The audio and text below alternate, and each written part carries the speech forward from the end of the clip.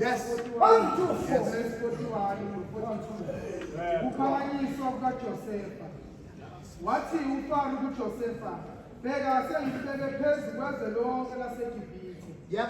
uFaro wayesekhumula indandatho yakhe esandleni sakhe, wayibeka esandleni sikaJosefa. Wamembathisa izingubo zeleneni eliqolekileyo, wafaka umnaka wegolide entanyeni yakhe. Yes.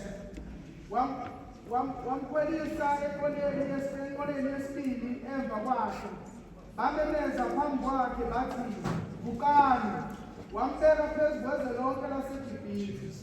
uFaro wathi kuJosefa, "NginguFaro."